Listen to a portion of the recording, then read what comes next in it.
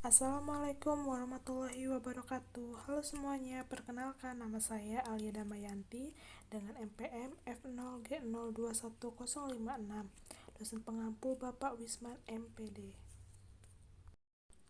Baiklah, di sini saya akan menjelaskan materi tentang diksi. Apa itu diksi? Diksi adalah pilihan kata untuk menyampaikan sesuatu. Menurut Kamus Besar Bahasa Indonesia, diksi adalah pilihan kata yang tepat dan selaras dalam penggunaannya untuk mengungkapkan gagasan sehingga diperoleh efek tertentu seperti yang diharapkan. Diksi adalah pilihan kata yang berfungsi untuk mendukung jalan cerita agar lebih runtut, mendeskripsikan tokoh, lebih jelas mendeskripsikan latar waktu, latar tempat, dan latar sosial dalam cerita tersebut. Penggunaan diksi ini sangat berguna dalam karya tulis seperti laporan, puisi, novel, dan lainnya. Pemilihan kata yang tepat akan membuat pendengar dan pembaca lebih memahami dan mengerti maksud cerita atau informasi. Fungsi diksi. Diksi memiliki beberapa fungsi, antara lain yaitu 1. Membuat orang yang membaca ataupun mendengar karya sastra menjadi lebih paham mengenai apa yang diingin dan disampaikan oleh pengarang. 2. Membuat komunikasi menjadi lebih efektif. 3. Melambangkan ekspresi yang ada dalam gagasan secara verbal, tertulis ataupun terucap, membentuk ekspresi ataupun gagasan yang tepat sehingga dapat menyenangkan pendengar ataupun pembacanya. Baiklah, setelah membahas kata diksi tadi, sekarang mari kita lanjutkan tentang makna kata denotatif dan konotatif. Apa perbedaan antara makna konotatif dan denotatif? Makna konotatif dan denotatif berhubungan erat dengan kebutuhan pemakai bahasa. Makna denotatif ialah arti harfiah suatu kata tanpa ada satu makna yang menyertainya, sedangkan makna konotatif adalah makna kata yang mempunyai tautan pikiran, perasaan, dan lain-lain yang menimbulkan nilai rasa tertentu. Dengan kata lain, makna denotatif adalah makna yang bersifat umum, sedangkan makna konotatif lebih bersifat pribadi dan khusus. Contoh kata denotatif dan konotatif. Yang pertama adalah dia adalah wanita cantik merupakan contoh dari kata denotatif. Dia adalah wanita manis merupakan contoh dari kata konotatif. Karena apa? Karena kata cantik lebih umum daripada kata manis. Kata cantik akan memberikan gambaran umum tentang seorang wanita. Akan tetapi, dalam kata manis terkandung suatu maksud yang lebih bersifat memukau perasaan kita. Itulah mengapa dengan kata lain, makna denotatif adalah makna yang bersifat umum, sedangkan makna konotatif lebih bersifat pribadi dan khusus. Kata umum. Kata umum adalah sebuah kata yang mempunyai ruang lingkup yang luas.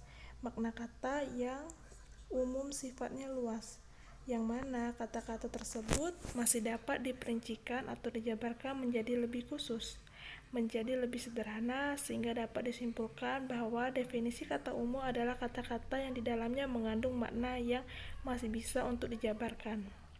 Contoh kata umum adalah Aisyah membawa barang-barang kesayangan saat camping. Kata khusus. Kata khusus adalah sebuah kata yang mempunyai ruang lingkup yang terbatas.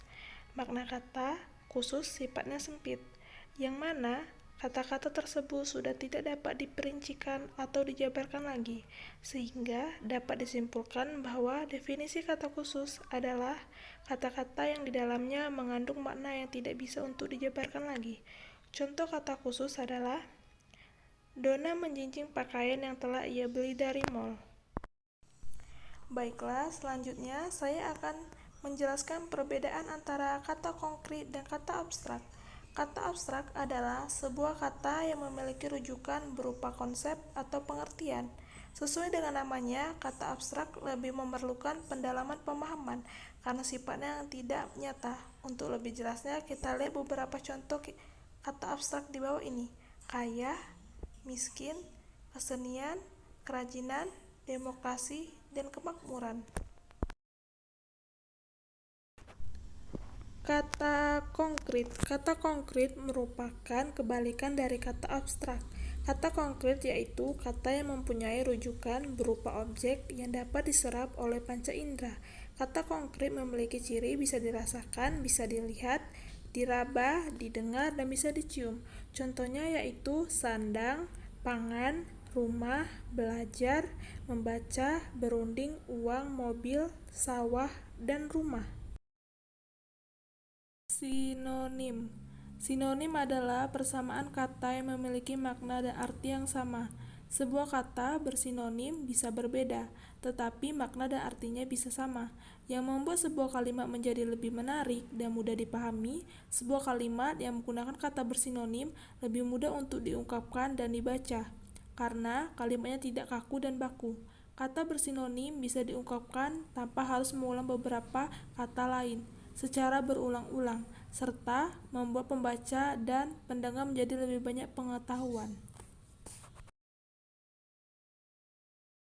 Sinonim memiliki peran penting untuk mengindahkan sebuah diksi, yang membuat penulis lebih mudah untuk mengungkapkan cerita, fakta, dan gagasan.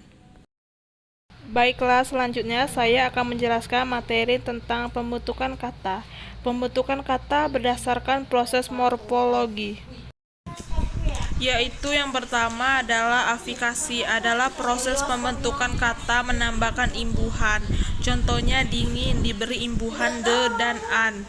Yang kedua yaitu reduplikasi atau proses pengulangan, proses pembentukan kata dengan mengulang satuan bahasa baik secara keseluruhan maupun sebagian.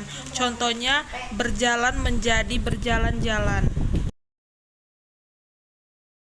Yang ketiga yaitu komposisi atau pemajemukan, adalah penggabungan dua kata atau lebih dalam pembentukan kata. Contohnya mata pelajaran.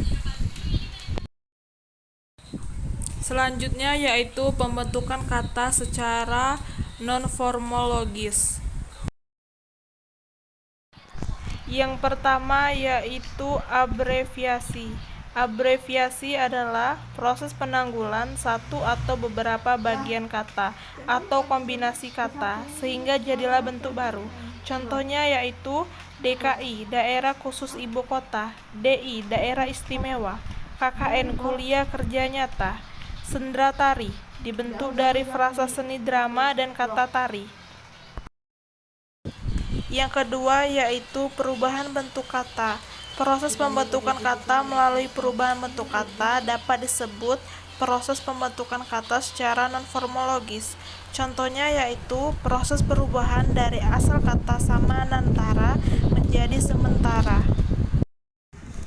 Baiklah, selanjutnya saya akan menjelaskan materi tentang kesalahan pembentukan dan pemilihan kata. Pada bagian berikut ini akan diperhatikan kesalahan pembentukan kata, baik dalam bahasa lisan maupun dalam bahasa tulis. Yang pertama yaitu penggalan awalan me. Penggalan pada judul cerita dalam surat kabar diperbolehkan, namun dalam teks beritanya awalan me harus eksplisit. Di bawah ini diperhatikan bentuk yang salah dan bentuk yang benar. Contohnya, yang pertama, Amerika Serikat luncurkan pesawat bolak-balik Kolombia, salah. Yang kedua, Amerika Serikat meluncurkan pesawat bolak-balik Kolombia, benar. Yang kedua yaitu penggalan awalan ber. Kata-kata yang berawalan ber sering mengandalkan awalan ber, padahal awalan ber harus dieksplisitkan secara jelas. Berikut ini contoh salah dan benar dalam pemakaian. Contohnya yang pertama, sampai jumpa lagi salah, sampai berjumpa lagi benar. Yang ketiga yaitu peluluhan bunyi C. Kata dasar yang diawali bunyi C sering menjadi lulu apabila mendapat awalan me, padahal tidak seperti itu. Contohnya yang pertama yaitu Ali sedang menyuci mobil, salah. Ali sedang mencuci mobil, benar. Ungkapan idiomatik. Pengertian ungkapan idiomatik. Ungkapan idiomatik adalah konstruksi yang khas pada suatu bahasa yang salah satu unsurnya tidak dapat dihilangkan atau diganti. Ungkapan idiomatik adalah kata-kata yang mempunyai sifat idiom yang tidak terkena kaidah ekonomi bahasa. Demikian yang telah saya sampaikan. Sekian dari saya. Wassalamualaikum warahmatullahi wabarakatuh.